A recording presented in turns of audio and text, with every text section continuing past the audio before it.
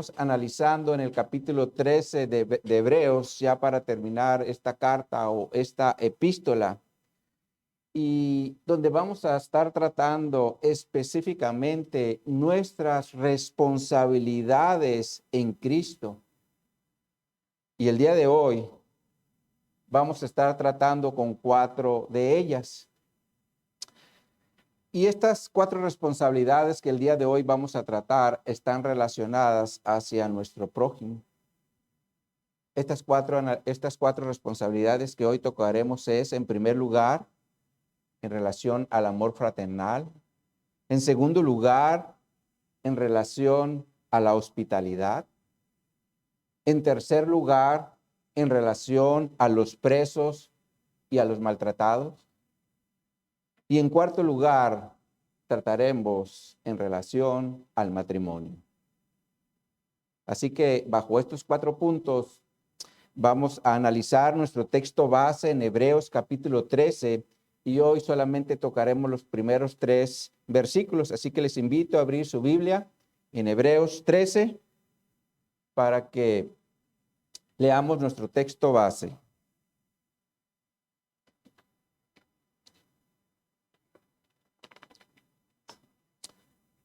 Dice nuestro texto base: permanezca el amor fraternal, no os olvidéis de la hospitalidad, porque por ella algunos, sin saberlo, hospedaron ángeles. Acordaos de los presos como si estuvieseis presos juntamente con ellos, y de los maltratados, como que también vosotros mismos estáis en el cuerpo. Honroso sea en todos el matrimonio y el lecho sin mancilla, pero a los fornicarios y a los adúlteros los juzgará Dios. El título que le hemos dado a esta enseñanza es Nuestras responsabilidades en Cristo. Nuestras responsabilidades en Cristo. Oremos. Oh mi Dios, estamos aquí nuevamente delante de tu presencia, Señor, para tratar estos asuntos que son importantes, tener en cuenta como iglesia, tener en cuenta en nuestra vida personal como cristianos, Señor. Yo te pido, Espíritu Santo, que nos hables por medio de tu palabra, que utilices a este siervo inútil para poder edificar a sus hermanos como tú lo has hecho primeramente conmigo, Señor. Ayúdanos a entenderlo para que lo podamos también poner en práctica, porque es algo que tú nos instruyes en tu palabra, Señor. Porque ciertamente nos has dado muchos beneficios, como es tu salvación, como es la vida eterna, como es el hecho de que nos vas a dar un cuerpo glorificado, pero también, como todo beneficio, lleva una responsabilidad. Y hoy vamos a estar tratando en relación a estas responsabilidades. Así que ayúdanos, Señor, prepara nuestro ser, nuestro espíritu, para que salgamos de esta reunión edificados con tu palabra. En el nombre de Jesús lo hacemos. Amén y amén.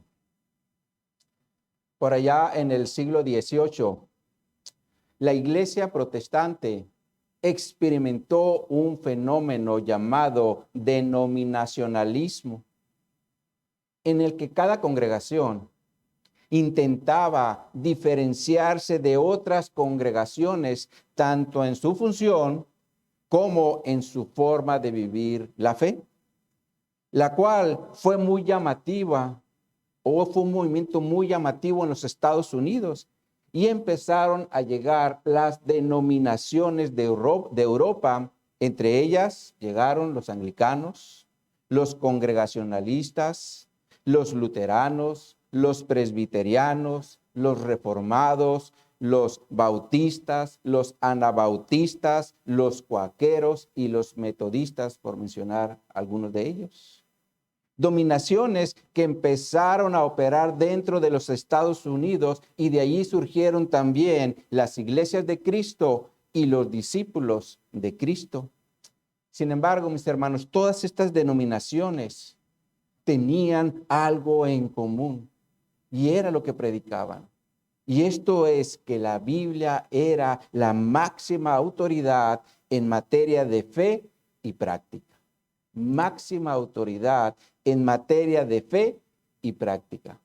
Lo que al principio esto de las denominaciones fue muy criticado porque aparentemente estaban presentando una iglesia dividida. Resultó, a final de cuentas, de gran bendición derivado a que estas iglesias tuvieron un especial interés en la actividad evangelística, promoviendo que cada miembro de la iglesia fuera un misionero en Cristo. Y de esa forma, unidas por este común deseo, la extensión del evangelio fue impulsado a un gran movimiento de misioneros que se produjo a nivel internacional y por lo tanto en el siglo XIX muchos fueron alcanzados para Cristo. Lo cual nos enseña que cuando hay un mismo sentir bajo la dirección de la palabra de Dios, el cuerpo de Cristo puede ser un instrumento para la obra del evangelio, y de esa forma otros sean alcanzados.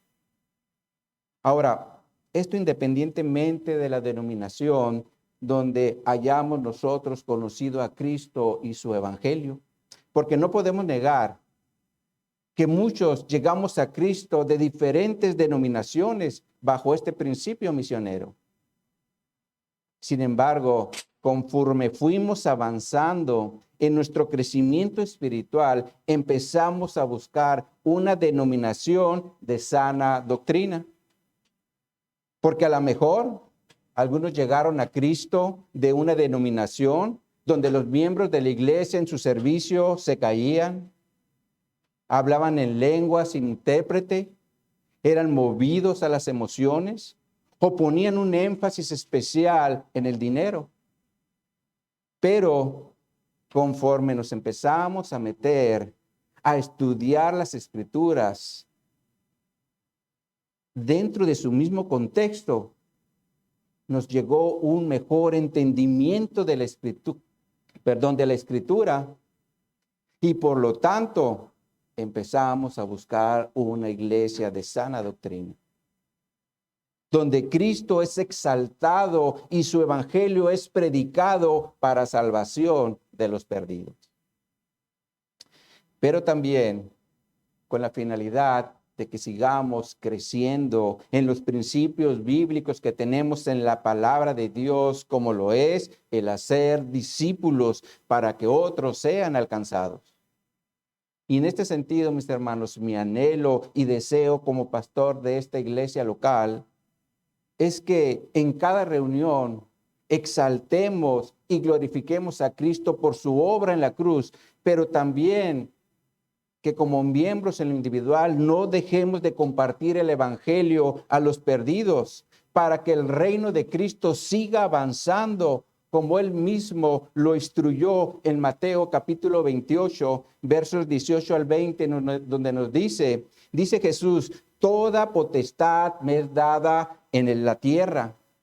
Por tanto, como tengo esa autoridad, id y hacer discípulos a todas las naciones, bautizándoles en el nombre del Padre, del Hijo y del Espíritu Santo, enseñándoles que guarden todas las cosas que os he mandado. He aquí yo estoy con vosotros todos los días hasta el fin del mundo. Amén, dice la Escritura. Mis hermanos, estoy plenamente convencido de que si la iglesia opera bajo este principio, nunca, pero nunca será una iglesia estéril, sino fructífera, porque estará siendo obediente al mandamiento de Jesús. Sin embargo, también es importante mencionar o considerar el testimonio individual que estemos dando a los perdidos en el día a día, en el día a día. Porque si no vivimos lo que predicamos, automáticamente quedamos descalificados. Y les aseguro, mis hermanos, que eso no es lo que Dios quiere para su iglesia. Por eso debemos vivir lo que predicamos, es decir, ser congruentes en lo que hablamos y en lo que hacemos. Entonces, mis hermanos, con esto en mente, empecemos a analizar nuestras responsabilidades en Cristo en relación hacia nuestro prójimo. Dice nuestro primer texto, Hebreos 13:1, permanezca el amor fraternal. Permanezca el amor fraternal. Si observan, mis hermanos, este versículo 1 inicia con un verbo presente, pero también es un verbo imperativo cuando dice permanezca, permanezca. Ahora, los verbos imperativos siempre se presentan cuando se hace una exhortación y obviamente es con la finalidad de que se haga algo o que se haga lo que se está instruyendo. Como por ejemplo, imaginemos que tenemos una panadería y dentro de la panadería, que a final de cuentas es nuestro negocio, nosotros somos los responsables de que el pan se hornee a su hora y salga exactamente en el punto exacto, obviamente, para que no se queme.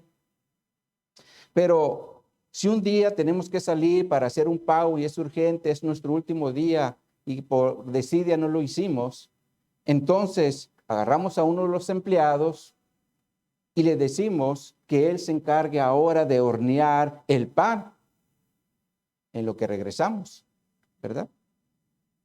Y obviamente se le va a hacer una exhortación y se le va a decir, no se te vaya a quemar el pan por estar en el teléfono. Ya va que ahorita todo el mundo, un pequeño momento y rápidamente al teléfono. Hey, no se te vaya a quemar el pan. Entonces se espera que el empleado al hornear el pan siempre esté al pendiente para que por ningún motivo se le vaya a pasar y se le queme. Ahora, cuando el Señor dice permanezca, aquí está dando una orden o una exhortación en relación a algo. Y esa exhortación es en relación al amor fraternal, del griego Filadelfia, la cual se refiere a un afecto entre hermanos.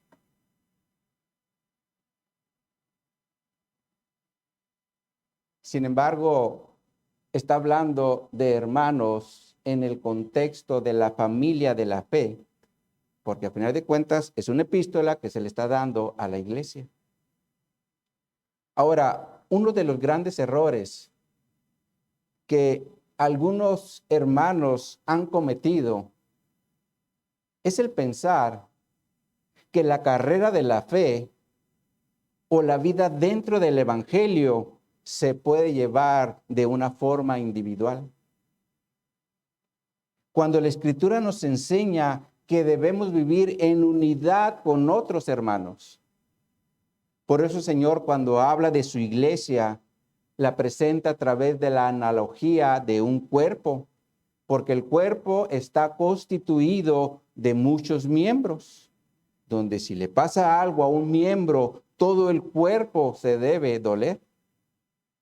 Ahora, si no me lo creen, agarren un martillo, dense en un dedo y van a ver cómo les va, si no les va a doler todo el cuerpo. Esa es la analogía cuando habla de un cuerpo.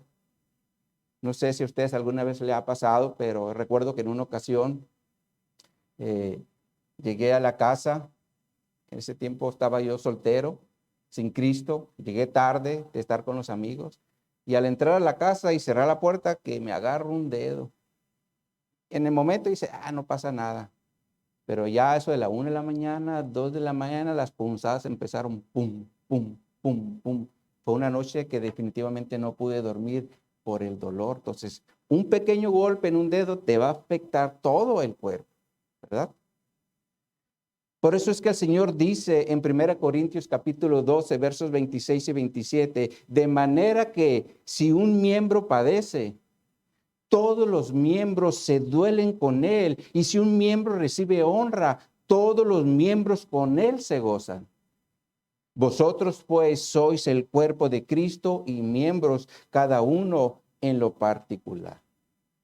Aquí el Señor quiere que entendamos que somos uno en Cristo, aunque seamos muchos miembros. Sin embargo, debemos estar en unidad al punto de que si un hermano se goza, debemos gozarnos con él. Sin embargo, la realidad es que en lugar de gozarnos con el hermano, luego vienen las murmuraciones.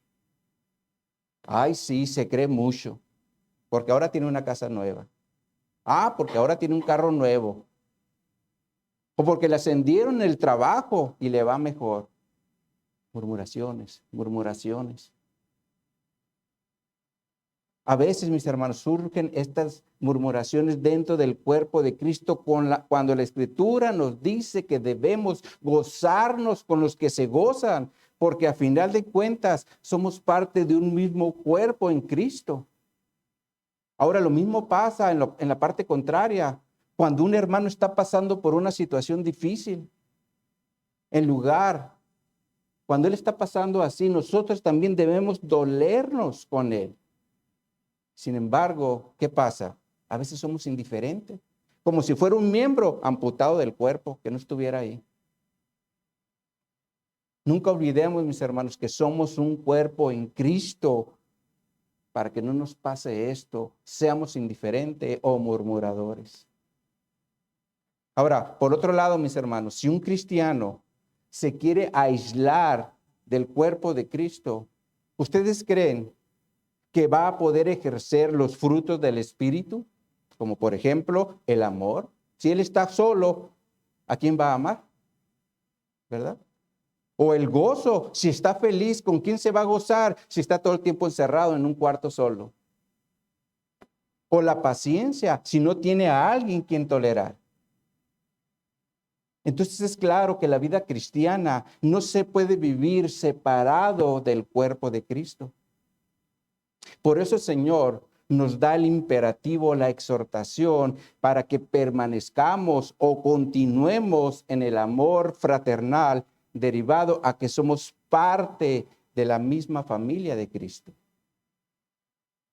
Ahora, tampoco perdamos de vista, mis hermanos, que esta exhortación se le estaba dando a una audiencia la cual estaba saliendo de un contexto del judaísmo, donde los gentiles eran lo peor, eran los inmundos. Pero ahora en Cristo ya no lo eran. Y por lo tanto, ellos como judíos deberían aprender a amar a sus hermanos gentiles, porque también se estaban introduciendo al cuerpo de Cristo o también eran parte de la familia de Dios a través del Evangelio. Esto definitivamente, mis hermanos, estaba revolucionando su mente e ideologías, porque incluso entre judíos se rechazaban, como era el caso de los samaritanos, los cuales para los judíos eran inmundos, porque se habían mezclado con gentiles desde por allá el tiempo del cautiverio de Babilonia. Cuando salieron de allí, ellos estaban mezclados con los gentiles. Por ese motivo, si un judío tenía que ir de Judea a Galilea, rodeaban esa ciudad porque estaba en medio. Mire, les pongo un dibujo gráfico, se los ponemos en la pantalla. Aquí pueden ver la ubicación de Samaria. Se encuentra entre Judea y Galilea, ¿sí? Se observan, Judea está abajo al sur y Galilea está arriba al norte. Por lo tanto, si un judío quería ir a visitar a una familia de Judea, estando en Galilea, por no pasar de Samaria, la rodeaba, porque según en su contexto era para no contaminarse. Y bajo ese contexto es que se estaba desarrollando la iglesia en el primer siglo. Sin embargo, veamos lo que hizo Cristo en relación a esto. Vayan en su Biblia a Juan, Evangelio de Juan, y vamos a leer en el capítulo 4, los primeros 9 versículos. Juan 4. Leamos aquí lo que nos enseña Jesús al respecto. Juan 4, versículo 1 en adelante nos dice: Cuando pues el Señor entendió que los fariseos habían oído decir, Jesús hace y bautiza más discípulos que Juan, aunque Jesús no bautizaba, sino sus discípulos, salió de Judea y se fue otra vez a Galilea. Y le era necesario pasar, ¿por dónde dice? Por Samaria. Y vino pues a una ciudad de Samaria llamada Sicar, junto a la heredad que Jacob dio a su hijo José. Y estaba allí el pozo de Jacob. Entonces Jesús, cansado del camino, se sentó así junto al pozo. Era como la hora sexta. Vino una mujer de Samaria a sacar agua y Jesús le dijo, dame de beber. Pues sus discípulos habían ido a la ciudad a comprar de comer. Y dice el versículo 9, la mujer samaritana dijo, ¿cómo tú, siendo judío, me pides a mí de beber, que soy mujer samaritana? Porque judíos y samaritanos no se tratan entre sí. Aquí vemos cómo está esta narración donde dice que Jesús iba de Judea a Galilea. Sin embargo, Jesús no hizo o no actuó de acuerdo al contexto de los judíos que rodeaban. Él se fue derechito. Y dice que llegó a una ciudad llamada Sicar. Sicar, aquí está. A esa ciudad llegó. Él no la rodeó. Y vemos cómo aquí Jesús habla con una mujer samaritana, lo cual nos enseña que Jesús estaba derribando estos contextos. Y esto lo hacía con la finalidad de que cuando terminara su obra en la cruz y se levantara la iglesia en Pentecostés, este tipo de restricciones ya no existieran, es decir, entre judíos y gentiles, para que pudieran tener el amor fraternal como hermanos o como parte de la familia de Dios, donde incluso Cristo, dice la Escritura, que no se avergüenza de llamarlos hermanos, como se menciona en Hebreos 2, se los vamos a poner en la pantalla. Hebreos 2:10 nos dice, porque convenía aquel por cuya causa son todas las cosas y por quien todas las cosas subsisten, que habiendo de llevar muchos hijos a la gloria, perfeccionase por aflicciones al autor de la salvación de ellos, porque el que santifica y los que son santificados de uno son todos, por lo cual no se avergüenza de llamarlos hermanos. Esto quiere decir que en el momento que una persona acepta a Jesús como su Señor y Salvador, a partir de ese momento entra en la familia de Dios. Esto independientemente si era un judío o era un griego. Porque Cristo de los dos pueblos hizo uno, como también lo menciona la Escritura en Efesios 2, se los vamos a poner en la pantalla. Nos dice aquí Efesios 2, versos 13 al 15, pero ahora en Cristo Jesús, vosotros que en otro tiempo estabais lejos, habiendo sido hechos cercanos por la sangre de Cristo, porque Él es nuestra paz, que de ambos pueblos, judíos y gentiles, hizo uno, derribando la pared intermedia de la separación, aboliendo en su carne las enemistades, la ley de los mandamientos expresados en ordenanzas, para crear en sí mismo de los dos un solo hombre, haciendo la paz. Esta escritura nos enseña cómo Cristo derribó esa pared intermedia que los separaba, esos contextos en los que ellos vivían. Y de igual forma dice que abolió en su carne. Esto quiere decir que la inhabilitó, y lo que inhabilitó fue las enemistades por un lado, pero por otro la ley de los mandamientos que eran expresados en ordenanzas para crear un solo pueblo. Y ese pueblo hoy es la iglesia. Jesús quitó todos esos contextos en el que vivían los judíos en el primer siglo. Y hoy nosotros somos ese pueblo de Dios. Y hoy también se nos exhorta a amarnos en el amor fraternal. Por eso el apóstol Pablo dice en Romanos 12, versículos 9 y 10, el amor sea sin fingimiento. Aborreced lo malo, seguid lo bueno, amaos los unos a los otros con amor fraternal, en cuanto a honra, prefiriéndonos los unos a los otros.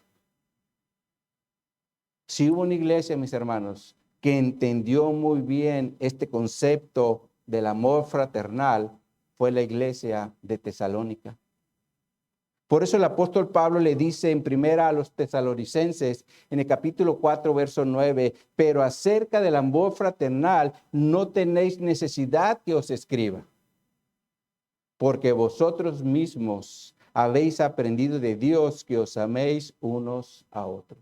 Ahora, cuando Pablo dice, porque vosotros mismos habéis aprendido de Dios, aquí Pablo está haciendo referencia a Isaías capítulo 54, verso 13, donde dice, y todos tus hijos serán enseñados por Jehová y se multiplicará la paz de tus hijos. Ahora, Pablo aquí lo aplica al amor de los unos hacia los otros, dentro del contexto del amor fraternal, porque ahora somos parte de la misma familia de Dios, donde el amarnos los unos a los otros no es una opción, no es una opción, sino un mandamiento directo de Jesús. De hecho, él mismo lo dijo en Juan capítulo 13, en los versículos 34 y 35, donde nos dice, un mandamiento nuevo os doy, que os améis unos a otros como yo os he amado, que también os améis unos a otros. En esto conocerán todos que sois mis discípulos, si tuviereis amor los unos por los otros. Por lo cual, mis hermanos, aquí no hay cabida para el rechazo, porque todo discípulo de Jesús debe y tiene que amar a sus hermanos, porque es un mandamiento de Jesús. Ahora, mis hermanos, cuando nos ejercitamos en esto, es decir, en el amor fraternal, las puertas se nos abren en el mundo entero, para que nosotros también podamos conocer a otros hermanos de Cristo. Y en este sentido, como pastor, he tenido la experiencia en varias reuniones del ministerio, cómo el Señor, junto con mi esposa, nos ha dado la oportunidad de conocer a otros hermanos en Cristo, incluso de otras nacionalidades. Y de igual forma nos ha abierto la puerta para ir a conocer algunas de sus ciudades. Por ejemplo, este año nos dio la oportunidad de ir a Atlanta, a Chicago. En otros años nos ha dado la oportunidad de ir a Bakersfield, a Guadalajara, a México, Monterrey, a Mérida. Y si Dios lo quiere, a final del mes, nos va a dar la oportunidad de ir a estar con los hermanos en Veracruz. Todo esto son parte de los resultados de permanecer en el amor fraternal. Por eso el Señor nos instruye, nos exhorta en su palabra a permanecer en el amor fraternal, donde ciertamente somos bendecidos por otros hermanos dentro del contexto de este amor fraternal, y de igual forma nosotros también podemos ser de bendición a otros hermanos cuando ellos nos visiten.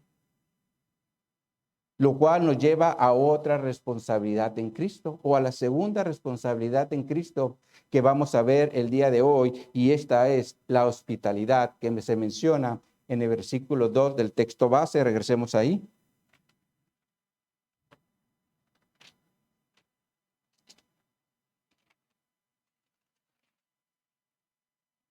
Nos dice Hebreos capítulo 13, verso 2, no os olvidéis de la hospitalidad, porque por ella algunos, sin saberlo, hospedaron ángeles.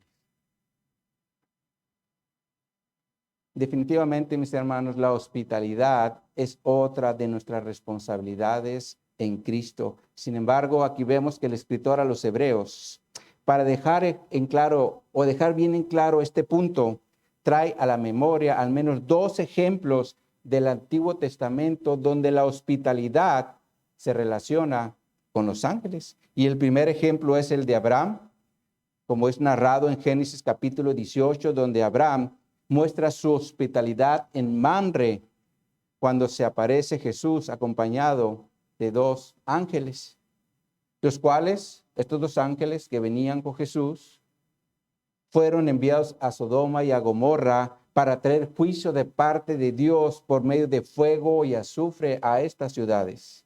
Pero el punto aquí es que cuando Abraham miró a Jesús y a los ángeles, Él rápidamente les ofreció hospitalidad, como se menciona en Génesis capítulo 18, versos 3 al 5, se los vamos a poner en la pantalla. Dice aquí la escritura, está hablando Abraham, y dijo: Señor, si ahora he hallado gracia a tus ojos, te ruego que no pases de tu siervo, que se traiga ahora un poco de agua y lavad vuestros pies y recostaos debajo de un árbol y traeré un bocado de pan y sustentad vuestro corazón y después pasaréis.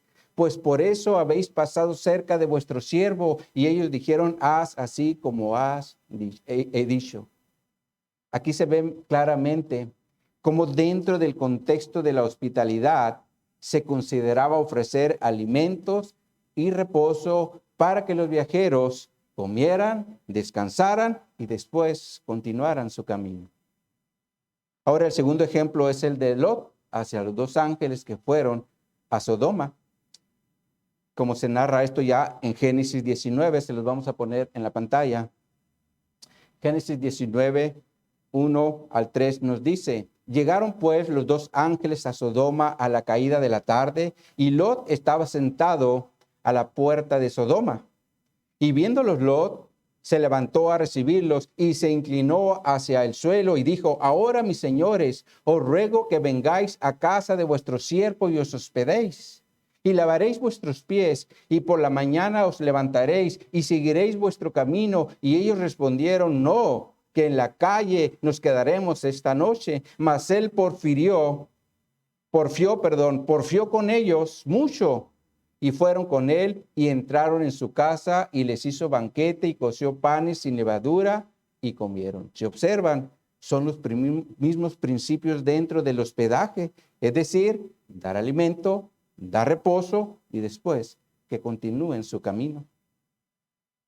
Ahora, esto también de una forma, o era una forma de expresar el amor fraternal, como Pablo lo menciona en Romanos 12, se los vamos a poner en la pantalla.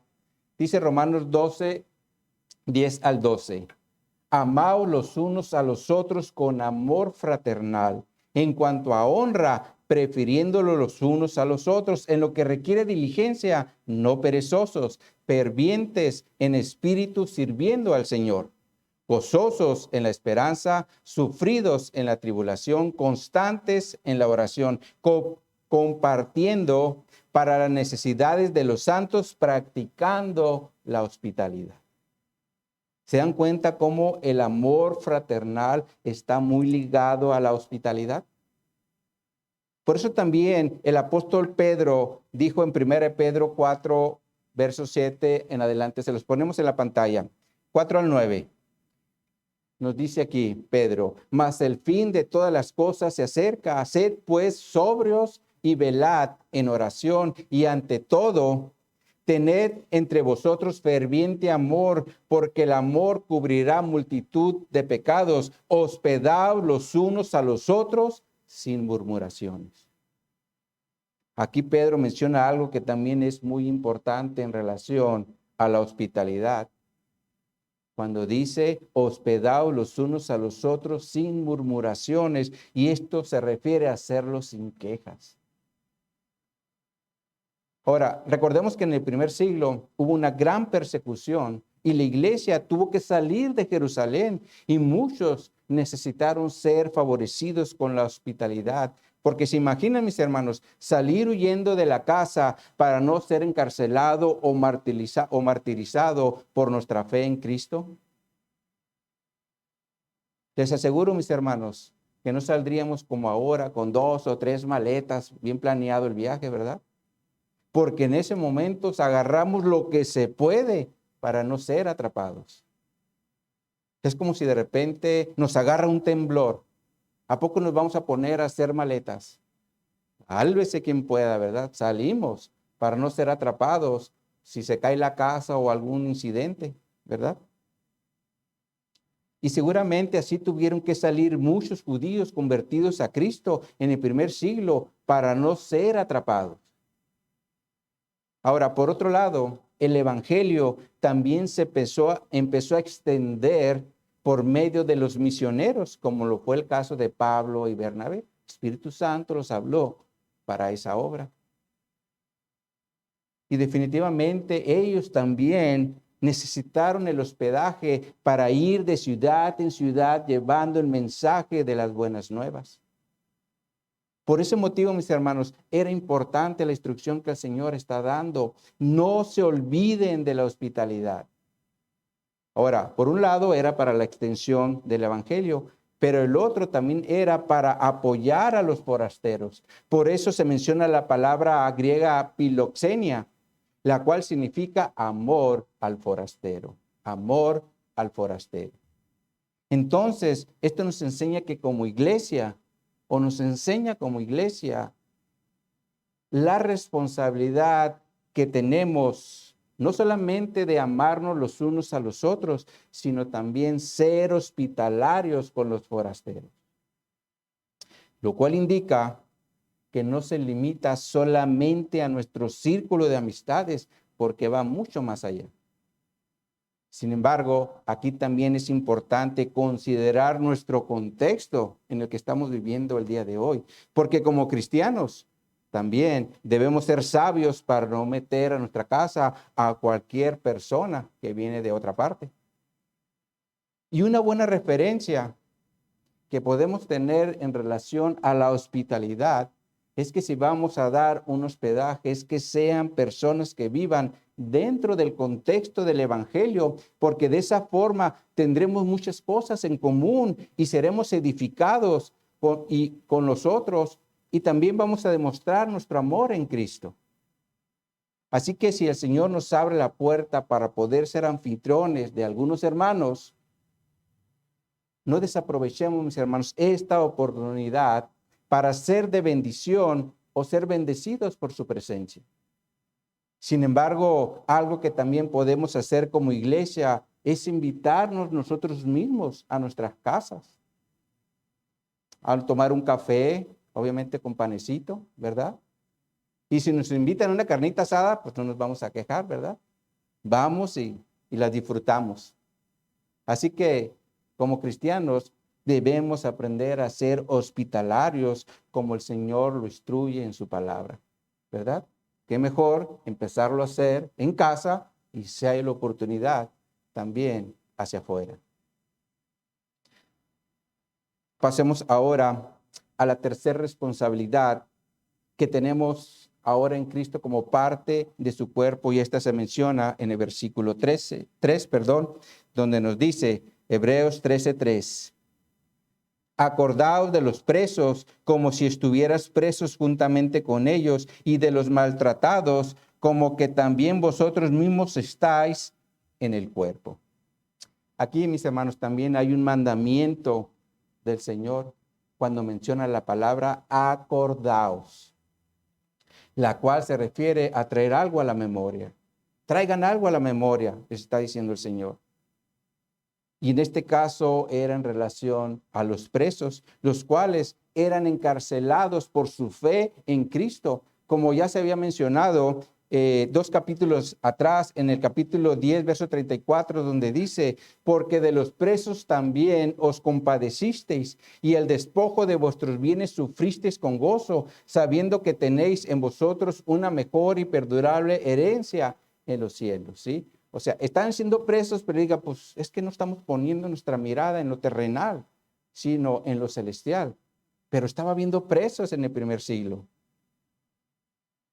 porque muchos habían sido encarcelados por su fe, como estaba pasando con todos aquellos que estaban abandonando el judaísmo, porque todas esas personas se consideraban como enemigos.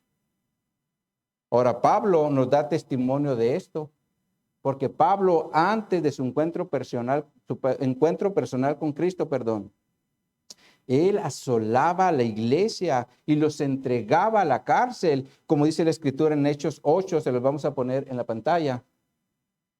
Dice aquí en los primeros 3 versículos, y Saulo consentía en su muerte cuando mataron a Esteban, En aquel día hubo una gran persecución contra la iglesia que estaba en Jerusalén y todos fueron esparcidos por todas las tierras de Judea y de Samaria, salvo los apóstoles. Y hombres piadosos llevaron a enterrar a Esteban e hicieron gran llanto por él. Y Saulo asolaba la iglesia y entrando casa por casa arrastraba hombres y mujeres y los entregaba a la cárcel.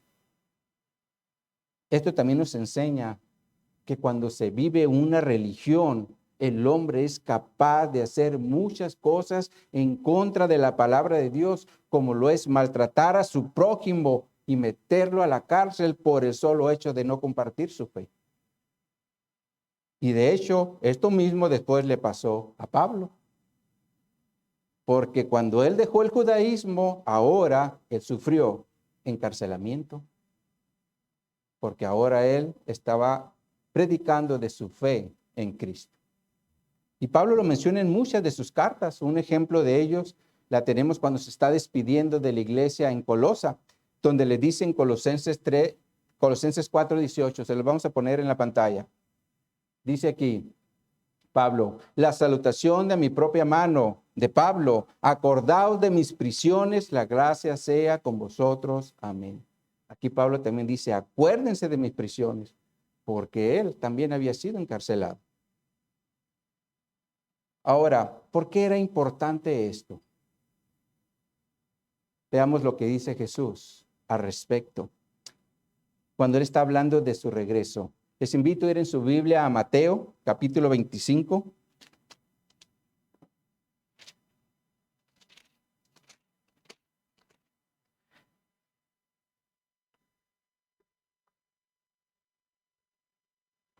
Leamos los versículos 31 al 40.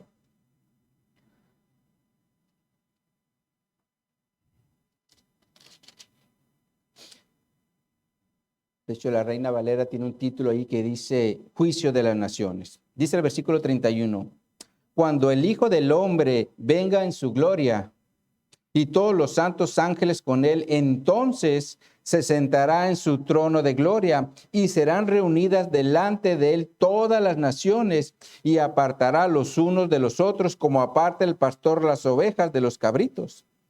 Y pondrá a las ovejas a su derecha y a los cabritos a su izquierda. Entonces el rey dirá a los de su derecha, venid benditos de mi Padre, heredad el reino preparado para vosotros desde la fundación del mundo, porque tuve hambre y me disteis de comer, tuve sed y me disteis de beber, fui forastero y me recogisteis, estuve desnudo y me cubristeis, enfermo y me vististeis, en la cárcel y vinisteis a mí. Entonces los justos le responderán diciendo, Señor, ¿cuándo te vimos hambriento o te sustentamos o sediento y te dimos de beber? ¿Cuándo te vimos forastero y te recogimos o desnudo y te cubrimos? ¿O cuándo te vimos enfermo en la cárcel y vinimos a ti? Y respondiendo el rey les dirá, de cierto os digo que en cuanto lo hiciste a uno de estos mis hermanos más pequeños, a mí lo hiciste. Se observan, aquí Jesús está hablando del encarcelamiento en la última parte del versículo 36. Cuando él dice, me visitaste en la cárcel y viniste aquí. Y aquí los que son mencionados como benditos del Padre, le preguntan en el versículo 39, ¿cuándo te vimos enfermo o en la cárcel y vinimos a ti? Y Jesús le contesta en el versículo 40, cuando lo hiciste a uno de estos mis hermanos más pequeños, a mí lo hiciste. Ahora, aquí surge una pregunta. Y la pregunta es, ¿de qué presos está hablando Jesús en esta porción de la Escritura? ¿Será acaso de los narcotraficantes, de los asesinos, de los secuestradores o de los ladrones? ¿A qué presos se está refiriendo Jesús?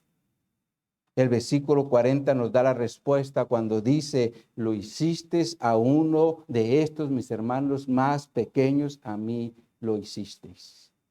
Es claro que Jesús está hablando en el contexto de lo que son sus hermanos. Y para ser hermano de Jesús, Necesitamos nacer de nuevo, porque si una persona no ha nacido de nuevo, no puede ser hermano de Jesús. Y eso es importante entenderlo para no descontextualizar el texto, porque puede ser que algunos tomen este texto para decir que como iglesia debemos visitar a los presos en general, cuando el texto no está hablando de cualquier preso, sino de nuestros hermanos en Cristo que han sido encarcelados. Ahora, con esto, mis hermanos, no estoy diciendo que no se debe visitar a los presos en general por el hecho de no ser nuestros hermanos en Cristo, porque a final de cuentas ellos también ocupan urgentemente el evangelio para salir primeramente de la esclavitud del pecado, y si salen en libertad del encarcelamiento, ellos puedan vivir sin la condenación del castigo eterno. Así que si tenemos parientes, amigos o algún conocido que se encuentre encarcelado, aprovechemos la oportunidad para compartirles el evangelio como buenos representantes de Cristo en la tierra. Sin embargo, debemos entender que en ocasiones la escritura es muy específica en relación a lo que se está presentando.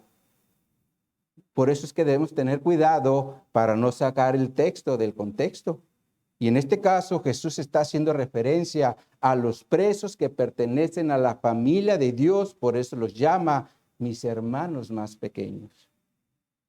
Ahora, ciertamente Jesús aquí está dirigiendo estas palabras a una audiencia judía en el primer siglo, los cuales posiblemente también habían experimentado un encarcelamiento por medio de Roma.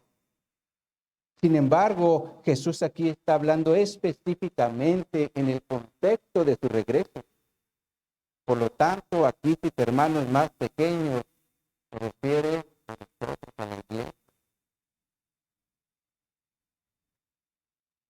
Pero también no está hablando de los que van a ser encarcelados por un robo o por un delito, porque realmente si un hermano, sobre todo en ese contexto, era encarcelado, era por su fe en el evangelio, como pasó con Pablo y como pasó con muchos otros. En ese contexto se está presentando.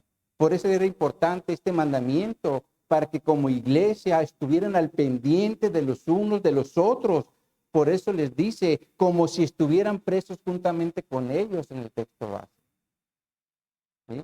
Entonces es importante, parte del amor fraternal, parte de nuestra especialidad es estar al pendiente de nuestros hermanos que están en la casa.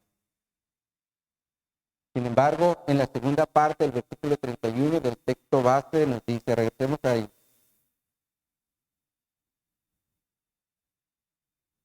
Dice, acordaos de los presos como si estuvieras preso juntamente con ellos, y de los maltratados como que también vosotros mismos estáis en el pueblo. Aquí la referencia es a otro tipo de sufrimiento, y se entiende que era por medio de una crueldad, como por ejemplo golpes, latigazos, patadas o torturas que eran muy comunes en el primer siglo. Miren cómo traduce el versículo 13, la Nueva Traducción Viviente. Se los vamos a poner en la pantalla. Dice esta escritura, acuérdense de aquellos que están en prisión, como si ustedes mismos estuvieran allí. Acuérdense también de los que son maltratados, como si ustedes mismos sintieran en carne propia el dolor de ellos. Es claro que el Señor quería que ellos fueran sensibles al dolor que estaban experimentando sus hermanos en Cristo, sea por una situación de cárcel o sea por una situación de maltrato, porque a final de cuentas somos parte de un mismo cuerpo. Ahora, cuando Pablo está presentando la analogía del cuerpo en 1 Corintios 12:26, cuando dice, de la manera que si un miembro padece, todos los miembros se duelen con él, y si un miembro recibe honra, todos los miembros con él se gozan. Esto nos habla de ser una iglesia de un mismo sentir. Sin embargo, la realidad es otra, porque siempre estamos centrados en nosotros mismos y no ponemos atención a las situaciones de nuestros hermanos. Y en este sentido yo les hago una pregunta.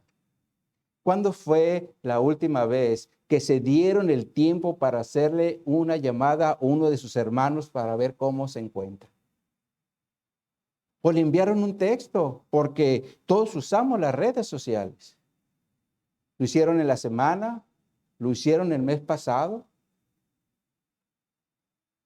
Mis hermanos, Dios no quiere que seamos una iglesia insensible, porque somos parte de un cuerpo y por lo tanto debemos estar viendo los unos por los otros, y es algo que nunca debemos olvidar como parte de ese cuerpo que somos. Leamos ahora el versículo 4 del texto base para tratar con nuestra cuarta responsabilidad, y nos dice: honroso sea en todos el matrimonio y el lecho sin mancilla, pero a los fornicarios y a los adúlteros los juzgará Dios. Si observan aquí, el énfasis es en relación al matrimonio. Sin embargo, algo que aquí es importante entender o tener presente es que los primeros cristianos vivían rodeados de una sociedad grecorromana donde se predominaba la inmoralidad sexual, como lo era la prostitución, la pedrastía, es decir, las prácticas sexuales con niños, las relaciones homosexuales y el sexo con esclavas. Todo esto se vivía en el primer siglo, lo cual era totalmente contrario a lo que Dios había establecido en su palabra desde que creó el primer matrimonio en Génesis 2:24, donde dice: por tanto, dejará el hombre a su padre y a su madre y se unirá a su mujer y serán una sola carne. Esta escritura no dice y se unirá a sus mujeres. Se dice se unirá a su mujer, indicando esto, una sola esposa. Ahora, ciertamente esta instrucción se estableció cuando el hombre se encontraba en Edén y aún no había pecado. Pero como pecó, a partir de ese momento todo se empezó a distorsionar. Y eso llevó a muchos hombres a la degeneración sexual. Y como consecuencia, cuando llegamos al capítulo 6 de Génesis, ya vemos ahí que el Señor establece un diluvio por la maldad que había en la tierra. De hecho, la Escritura dice que era mucha. Ahora, otro ejemplo que tenemos en la Escritura es el de Sodoma y Gomorra, ciudades que fueron destruidas por su depravación sexual.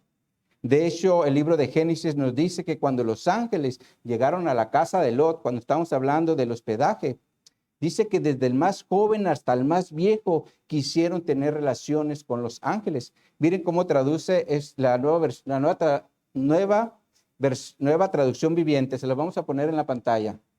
Génesis 19, ahí está, del 3 al 5. Dice: pero Lot insistió y finalmente ellos fueron con él, cuando estaba hablando del hospedaje. Y finalmente ellos fueron con él a su casa. Lot preparó un banquete para ellos con pan sin levadura, recién horneado, y ellos comieron. Pero antes de que se fueran a dormir, todos los hombres de Sodoma, tanto jóvenes como mayores, llegaron de todas partes de la ciudad y rodearon la casa. Y le gritaron a Lot: ¿dónde están los hombres que llegaron para pasar la noche contigo? Haz que salgan para que podamos tener sexo con ellos.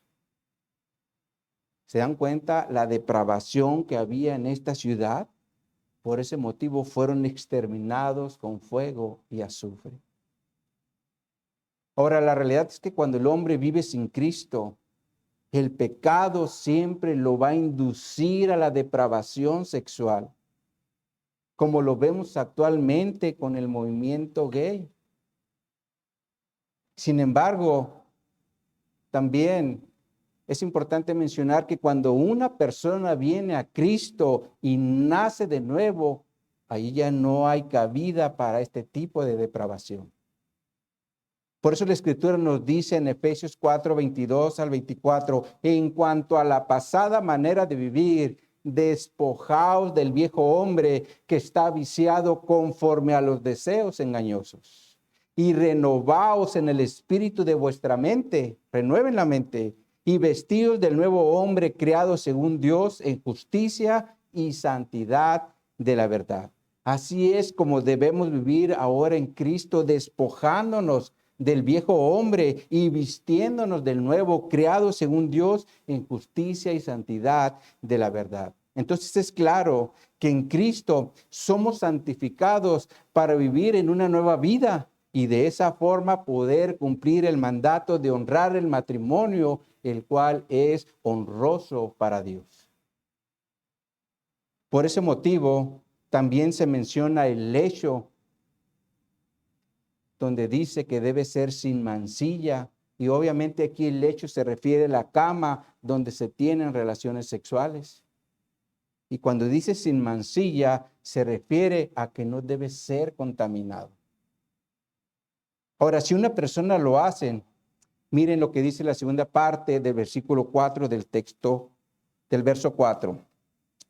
Veamos nuevamente todo. Dice, honroso sea el matrimonio y el lecho sin mancilla, pero a los fornicarios y a los adúlteros los juzgará Dios. Esto quiere decir que si una persona tiene relaciones sexuales fuera del matrimonio, está bajo juicio. Porque para Dios es un fornicario y es un adúltero. Así que si somos parte del cuerpo de Cristo, debemos honrar nuestro matrimonio como si fuera un tesoro que el Señor nos está entregando. Y para cerrar este punto, veamos juntos lo que el Señor nos dice en primera a los Tesalonicenses, capítulo 4. Ahí poquito atrás. Primera a los Tesalonicenses, capítulo 4.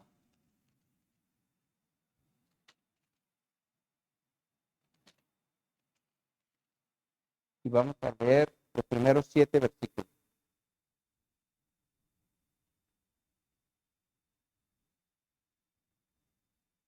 Nos dice aquí la palabra de Dios. Esto de la Reina Valera tiene un título que dice, la vida que agrada a Dios. Nos dice aquí la Escritura. Por lo demás, hermanos, os rogamos y exhortamos en el nombre, en el Señor Jesús, que de la manera que aprendisteis de nosotros, como os conviene, conducíos y agradar a Dios, si abundáis más y más. Porque ya sabéis de qué instrucciones os dimos por el Señor Jesús. Pues la voluntad de Dios es vuestra santificación, que os apartéis de fornicación.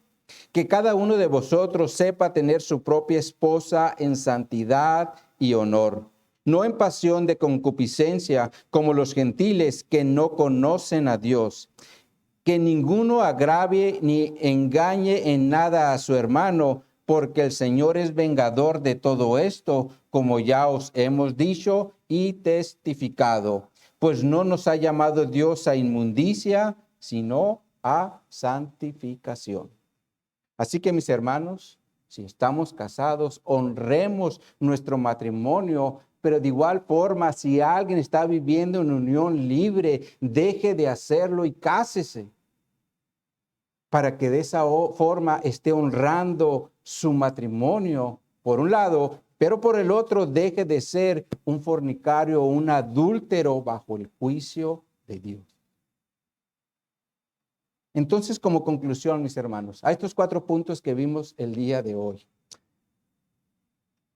o más bien responsabilidades que el Señor nos enseñó en su palabra.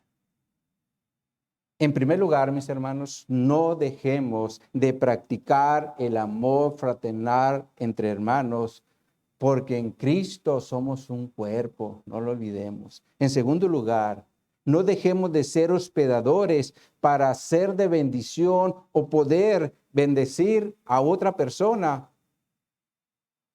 Ahora también somos parte del cuerpo de Cristo. Más bien, poder ser de bendición y que ellos también puedan ser de bendición a nosotros. El hospedaje hace todo eso.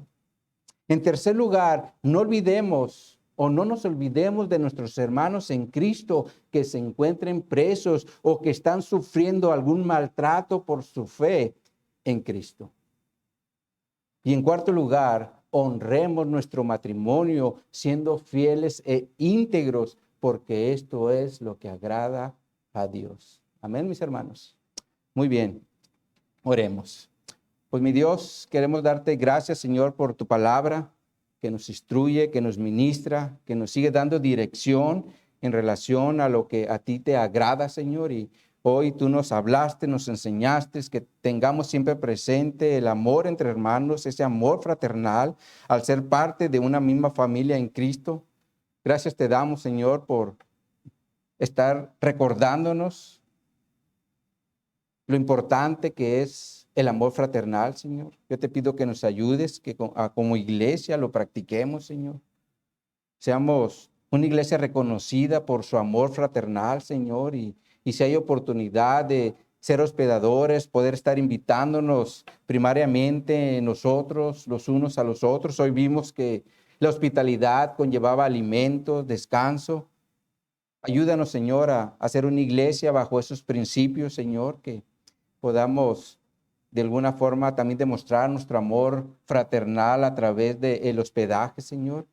Pero también, Señor, haznos sensible para estar al pendiente de los unos por los otros.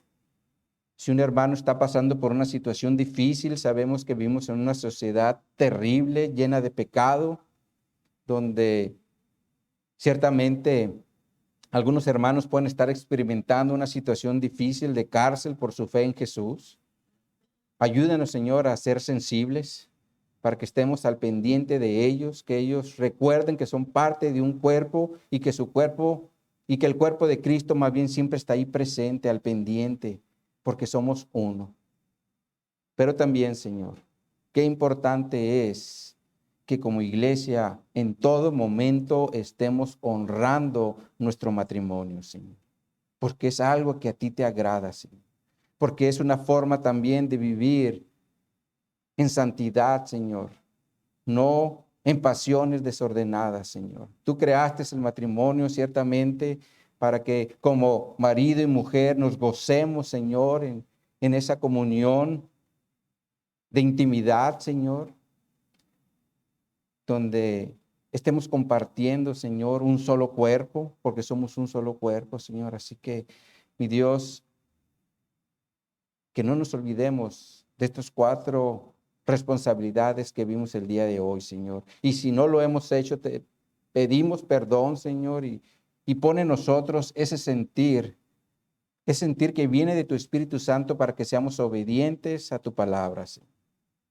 Y que te honremos, mi Dios, en todo lo que hagamos. Te lo pedimos, en el nombre de Jesús lo hacemos, para tu gloria y para tu honra. Amén y amén.